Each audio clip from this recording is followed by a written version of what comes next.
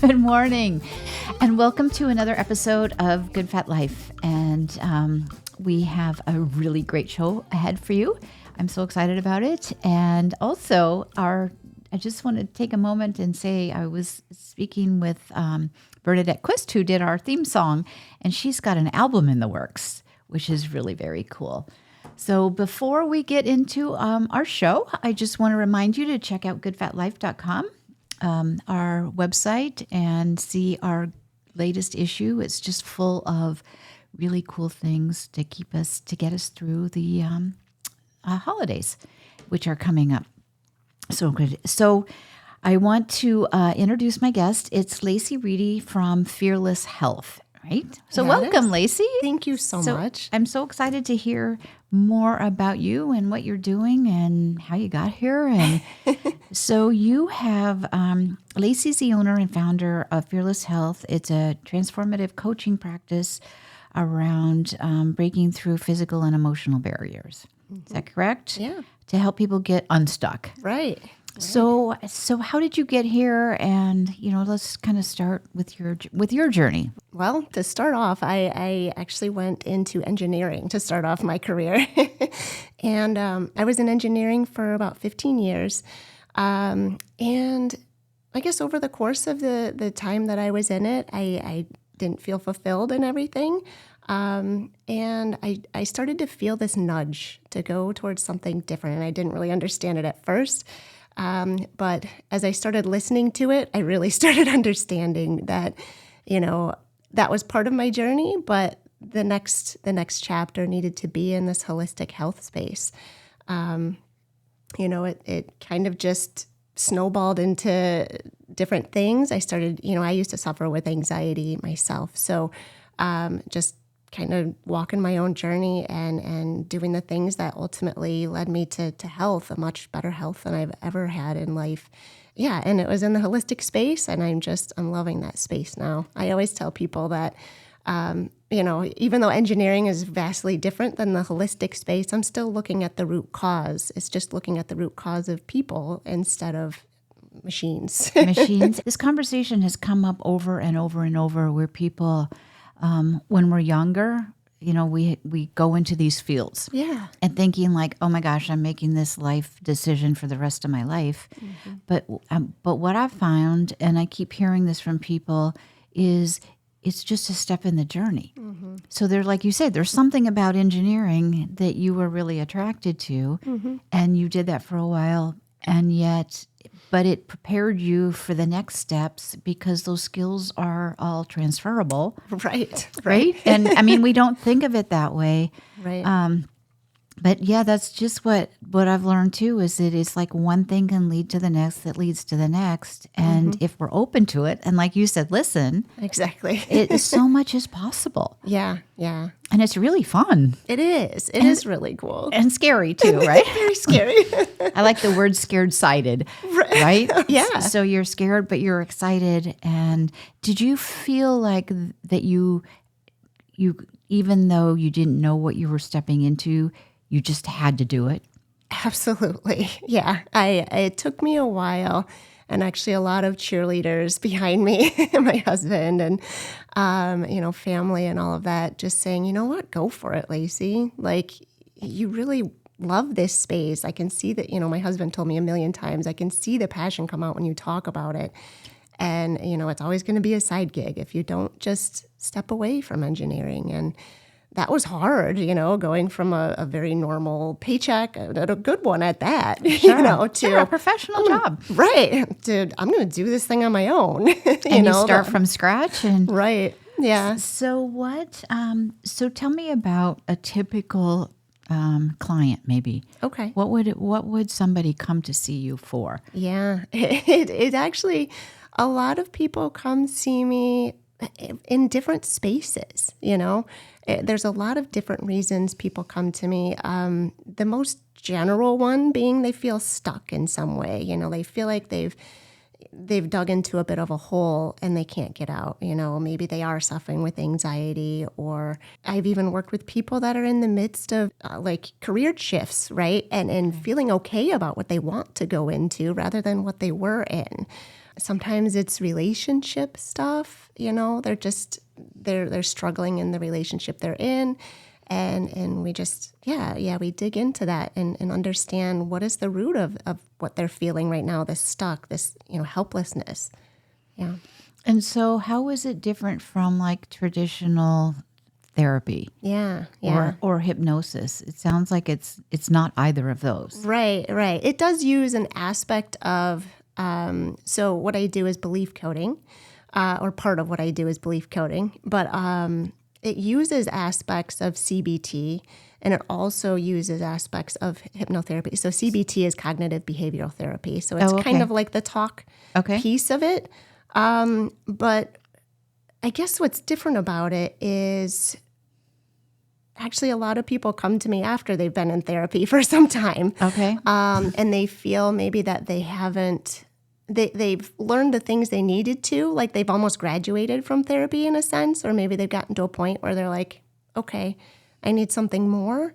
That's usually when they come to me. But the difference is when you think of therapy, we talk about what we consciously know about. With belief coding or any kind of subconscious work, we work with the subconscious to understand what's really going on underneath. I'm sure a lot of people have seen that iceberg, right? The picture of the iceberg where like 10% of what you see is that conscious, but underneath is all of the subconscious stuff that we don't even realize is going on underneath. It's sometimes hard to even hear that. Like someone comes to me with like negative self-talk. They might not even realize exactly what they're saying to themselves until they slow that down a little bit and, recognize that. But so when we're talking about the things that are kind of invisible to us in the conscious realm, we can dig a lot deeper and we can really get to the root of things. We're able to release emotions and things like that have been trapped for decades.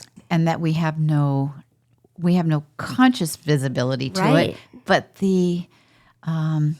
but we're behaving in a way that is almost, could we be what you could say is almost self-sabotaging? Yeah. Because we don't understand that A, that we're doing it, or B, why we're doing it, or what's driving us to do it. Yeah, it's kind of invisible to us, right? Yeah. We don't realize, that maybe something happened before we were even 10 years old that it's driving this action that I'm taking today at 41 years old. We don't see that. But until we get into the subconscious, I've even tapped into like repressed memories, and obviously it's repressed for a reason. Right. But when we're working with the subconscious, it wants to give us what's going to help us move forward. So it will give us that when it is safe to see it. We can't strong arm the subconscious into making something, be seen when it's not time for it.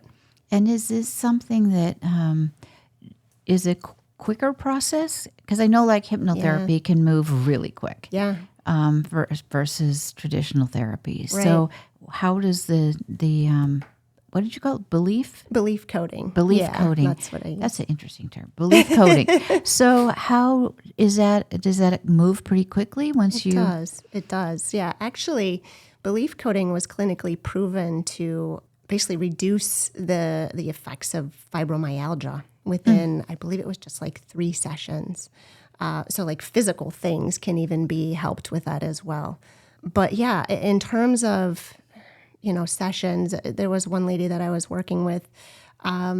She told me that she had some quite a bit of anxiety, and after one session, it was about 70% reduced for her. Wow. Yeah, and another lady, I think she said maybe between 70 and 80% of pain was reduced in one session. So it can, when you get to the root of things, you can really, you know what I mean? You can really get through it get fast. into it quick. Yeah. But, I usually do more than one session. It's like sometimes there are barriers before we can even get into sessions sometimes. I found in my journey that resistance is actually a big piece of what we need to overcome. Right. And, some people are in such a place of feeling helpless that they don't believe anything's going to work for them. But even through belief coding, we can still overcome that barrier. That's what I found. Do you find that in order to, well, I suppose that anybody who comes to you, on some level, they're coming because they want to make a change. Yeah. right? But will our resistance, we can say, yeah, I want to make a change, but yet we don't really want to do what we need to do to make the change. So is that something that you work with? Yeah. I mean, that is the resistance piece of it. Typically, the resistance is believing that, belief coding isn't going to work for you. But even through the course, we can work with that even. You know what I mean? It comes to a trust in self and all of these things. A lot of things end up coming down back to the self. There's something that we don't believe about ourselves that we can do or something to that degree. Yeah. But yeah, the resistance is usually a subconscious thing. It's kind of that self-sabotaging like you're talking about. Like, say you want something so bad, but there's some reason why you can't just take that next step to get there. That's typically the subconscious just saying, hey, I'm trying to keep you safe, but we have to show it what is safe. We grow up with collecting beliefs about ourselves, about the world around us. And that keeps us in our comfort zone. I would bet that for many people, that's the origin of all kinds of things. Right. Is we don't feel safe. Right. And somewhere along, I don't remember who I was talking to or studying with. It was a therapist, but they were talking about, when we're little, our parents are doing the best they can, Exactly. right? And we can so easily misinterpret their instruction to us. Yeah. Stop doing this, stop doing that, and actions, and take it as we're not safe when our parents are just trying to get through the day. Right. And they've got all the things they're trying to work with too. So it's easy as a 4-year-old or a 3-year-old to misinterpret something. Absolutely. And I've heard that can have a big impact on how we live our lives. Yeah. And we, at that point, our brains are like sponges, really, until we're 10. That's kind of one of the points in which in life where things it's the development of our brain at that stage, right? We do trap a lot of things before we're even 10 years old because of, our parent is just trying to get through the day. And I've experienced that myself just in my own, being a parent myself. I get it. Some days you're just not ready to have that conversation or whatever, right? Because you don't have the capacity. Well, and kids can be annoying. Mommy. Right. I mean, you just want to go, take me away, right? And it's like at the end of the night, like, just go to bed. Yes. I just need some time to just get my relaxing in, So I can see how it's not that your parents are being bad parents or don't love you or don't care. It's just that kids are relentless. Right. in their I've just been around my grandkids a lot lately, and oh my gosh, there is nothing better than grandkids. Right. And they can still have this energy that's just nonstop. Right. Right. So anyway, so I can see how things happen, and we can just misconstrue or misinterpret what's happening in our world. Yeah. And it could be not safe or whatever. Yeah, and we take a belief away from that, and then we act on that belief, right? For the rest of our lives. Right. Until we really dig into the subconscious, So what are some things, like you talk about that there's clues. So talk about some clues. Yeah, there's some cool clues in life that we look at in terms of when people are feeling stuck, right? A lot of times those clues come out in our physical body. Say I talk about this a lot in what I do, say we're having some constipation, right? Or hormone issues or thyroid issues or just imbalances in different places. There are a lot of connections with our physical body with the emotions that can also get trapped. Now there's a book, and I can't remember the name. There's a book that it connects that metaphysical aspect of things. Are you talking about like Louise Hay's? Yeah. The Body Keeps Score. There's that. But then there's also, I brought a book. If it's okay to share. Yeah, sure. Of course. This is one that I use all the time. I don't know if you guys can see it, but I use that metaphysical anatomy. I use a lot of tabs, but you look at a certain symptom of what you're struggling with. Here's colon cancer, for instance, and it shows you, it writes like a big synopsis on, here are maybe some of the emotions and some of the things that you're struggling with. And, I found more. I need to get that book. It's awesome. Yeah. I refer to it obviously a lot. I mean, I have a lot of tabs and fun stuff on there. But it connects that emotional with the physical, right? And even the mental piece in terms of what you might be thinking and stuff like that. So those are some of the clues that you can get, right? Even some of the clues that we get every day in life are our emotions and when we get triggered by certain things, right? And we can look to those as just clues. I think a lot of times, I've found a lot of times we get angry at ourselves for feeling a certain way, or we get down on ourselves like, wow, you know better, where that actually just adds another level of resistance and being able to remove that emotion later. Oh, okay. Yeah. So trying to neutralize that emotion and just say, you know what, this is a clue that I'm getting, right? That's all it is. It's just a clue. And if I look deeper into it, I can better understand how to move forward, take that next step, right? I love that. One of the things I've learned to do when I get like something happens, right? And you're just like, ugh. And I go, it's like, but it's like you have to go through that, feel that and go, okay, stop. What's going on here? Right. And then I'll ask myself, I'll just say, I'm going to get curious. I'm curious. What's going on here? What's really what is this really about? And this or something better, how could, but then it becomes kind of fun. It does. Because then it's like, oh, okay. Then you start looking, but it's taken me lots of years and lots of study to, and lots of these kinds of conversations to just even get there. Right. Yeah. It takes time. It takes time to really build the neural pathways in that sense, Well, I love that you just said that, because what you're saying is it's not random.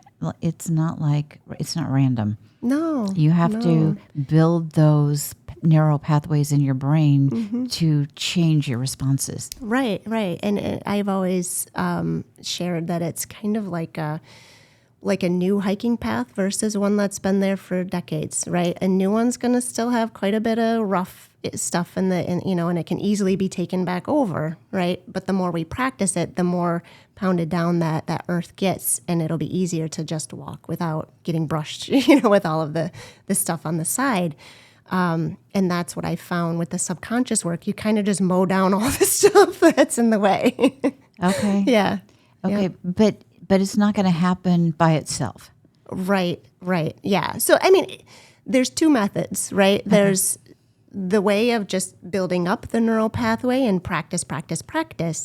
And then there's the subconscious, where you go in and find the root of it. And it's just like taking out the root of a weed. A dandelion? Okay. Yeah. It's just like and that. then it's done. And it's done. So little, I mean, what I'm hearing you say is like, you can use both. You can use both. Okay. Yeah. And that's actually, I do that with clients. We go in and, we find the root. And then if there's something else they notice throughout that next week that they could, between sessions, I'm like, hey, you can work on this the other way, until we get to our session, and then we can do other things. But even when it comes to just life stuff, right, we want to incorporate more of the good things, more of the, like, meditation. I know you talked about that in something. I think I was listening to other podcasts this morning. Maybe that's where it was. But just bringing in little things that are going to change your day just a little bit, and again, that's rewriting the neural pathways. One of the focuses that we talk about are like giving yourself love. How can you give yourself love? And again, we can go in, it's subconscious, and do it that way, but also we can go in and just kind of keep going along that path.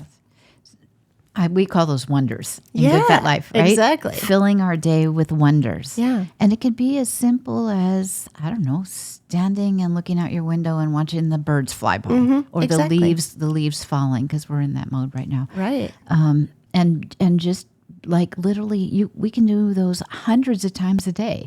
Yeah. If we're mindful. exactly. and Exactly. not racing because they're there. Right. They're Right? always there. They're always there, Yeah. and it's just kind of, but it's an intentional thing to notice. Yeah, yeah. And for me, like when I was suffering with anxiety, I struggled with like, I always wanted to be present. I'm like, I need to be present. I need to be present, you know, and it was really hard for me. Where I feel like at that point in my life, I didn't really have the subconscious piece. I had done hypnotherapy at one point, and that helped a lot. And that's what actually got me really interested in the subconscious space.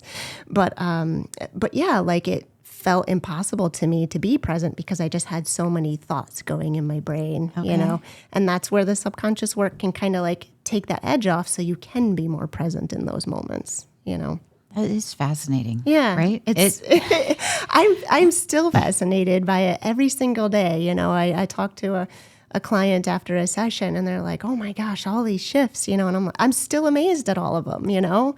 It's so it's kind of, it brings that wonder into my life where it's like, wow, that's so cool that we can shift all of these things with just going in, you know, on one thing. On one thing. Topic. Mm-hmm. And it's often, so, I mean, some of them, I've done some of this work, and it's just like, wow.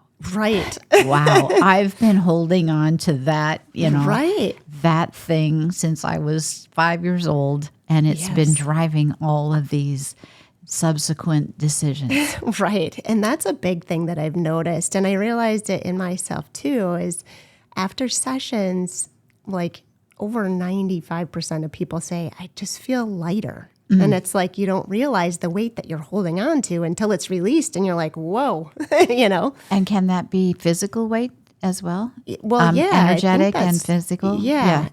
I think so it's pretty neat that, and that's kind of goes back to the invisible stuff, right? We don't realize we're carrying a ton of bricks on our back, on our shoulders, you know, and we're carrying the weight of the world on our shoulders. Right. You know, the subconscious does work in metaphors. And I've worked with people where they're like, they see a visual of like bricks on their shoulders. I'm like, all right, let's remove that, you know?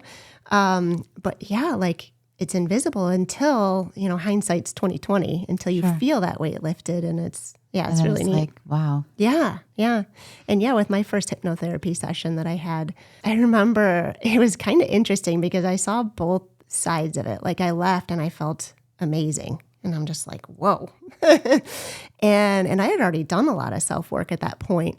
But then I got home and I started reading some like reviews on just different things involved with hypnotherapy. And I started not believing because it was a lot of naysayers. And the weight came back for a minute. And I'm like, well, when I believed that it worked, I felt amazing. So I'm just going to choose to believe that it works, you know? And that's, again, the resistance piece that a lot of us tend to have is it's really the power of belief. And when you think of it, it's the placebo effect, you know? Right. So it's so funny how it works. Right. My husband will sometimes say something and he'll go, that's just woo-woo.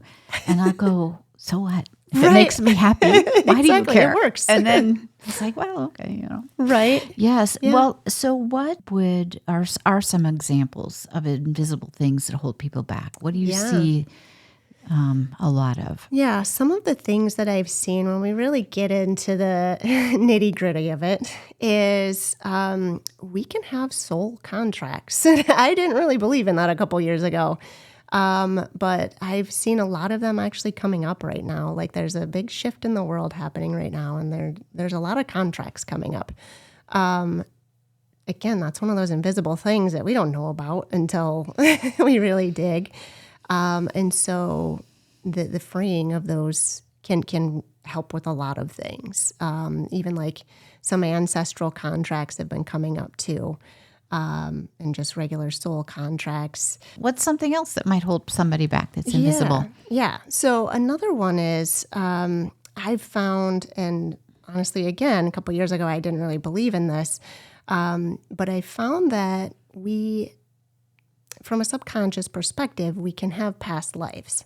Now, whether you believe that or not, that's okay. You know, what our subconscious gives us, if we don't believe in past lives, it can just be something that, in terms of, you know, respecting everyone's beliefs, is it can just be a story that your subconscious is giving you to work through, that maybe you're not ready to work through something in your own life right now, right? Like maybe you're not ready to see something yet, or maybe it's just what you need to see. Like I've had clients come and they literally see, instead of going into a specific memory, because that's what we do, where the first emotion was trapped, they'll go and they'll walk along, they'll see these visuals of walking alongside a river, or they'll see, the river shifting and this and that provides what they need in order to release what they needed at that time, So for me, I choose to believe in the past lives. And like I said, I didn't originally. But I found actually that a lot of what was holding me back in my own life came back to one of my past lives. And it was actually a death in a past life that was pretty traumatic. So it's like, I didn't know that existed. I didn't even, you know what I mean? And that's very hidden because, obviously I believe in it at that point. But yeah, it's interesting how those things can really be holding us back and we have no clue about it. And I like the way that you said, though, it's a respect of beliefs. It's not exactly. It can manifest in different ways, and it can be aligned with what you believe. Exactly. Right? Exactly. But it's just helping you give you insights into what your beliefs are, or what's going on below the surface. Yeah, exactly. And yeah, I fully respect, any religion, or whatever, any belief. They all have, all of the people that come to me, their beliefs are valid. You know what I mean? It's just a matter of finding the ones that are not serving them anymore. Right. Right. And we don't know where they come from. Exactly. Ultimately, we really don't know where we come from, but we want to figure out how to release it and move on so that we can create the life we want to live. Exactly. Like we say, live our good fat life. Right. Right? Exactly. So it's fascinating. And I have to say the times that I've gone through this kind of work, it's almost like Mary Poppins. Right. Because you just don't know what's going to show up. And it's always something that's life-changing. It is. Yeah. And I've definitely, that's one thing that I had to overcome as a practitioner myself was like, it's different every time, the engineer in me wants to know exactly what's going to happen. But at the same time, I had to release that and say, you know what? Everyone comes from a different past. Everyone has different beliefs. And I just have to work with what comes up and trust what the subconscious is giving us. And that has been my own, stuff that I've had to work through. But, there's something really beautiful about being able to trust that space. Right, right. I agree with you. It's kind of like, okay, I'm going to just trust the process. Yeah. And it's going to be okay. Mm-hmm. And it is. Well, so if somebody was looking for you, how would they find you? Yeah. Well, I have my website, which I need to update it, honestly. Okay. I know that feeling. Right. It's a process, right? It's a constant needing of updating. Right. But also, I am on Facebook. I do have Instagram. However, I've been kind of silent since the summer. But I do plan on picking it up semi-soon, picking it back up. But yeah, that's kind of... Okay. And we'll post all of those on the show notes so people can go there. And if there's, I'm going to take a quick shout out to one of our sponsors. So I just want to take a quick shout out to ALG Tax Solutions. They are an amazing partner in our finances. That's awesome. Right? So we can be scared about like having to go to pay taxes or the IRS or everything, all that goes with that. But AJ Gross and his team just change all that. Because really, if you are paying taxes, it's because you're earning money and you're contributing to the greater good. But it's also their job to be sure that you pay the least amount of taxes that you need to pay. Right? So it's a partnership. Yeah. And if we can, it's another thing to kind of step into having partners along our way who really have our best interests at heart. So I am so grateful for them and the work that they do. Didn't he write in this? He this did. one? Yes, he did. You know what's funny is him and I went through a really cool training course that Ryan Pinot does. Oh, I went through that too. Yeah. Yeah. I saw him in there. I'm like, what? I Small know world. him. Yes. He's on our back cover. So There he is. yeah. He's a great human being. And it's just a reminder that we want to surround ourselves with people who really care, Right. and are really good at what they do, and also can help us navigate things that's not our. I'm not a CPA. That's not my expertise, right? So Stay in our lane. yeah, exactly. But trusting that there are people who really do care about us living our good fat life. Exactly. Right? Exactly. So one last question is, if somebody is wanting to just get started, kind of down this path and getting a better understanding of what's driving them subconsciously, Right. where would you suggest they start? Yeah. Well, you could start just kind of seeing how to like reflect on experiences. Again, get curious with the things like we talked about. Get curious with what's going on in life. Take note of the subtle hints that we're getting, the clues, and then go forward from there. Self-reflect.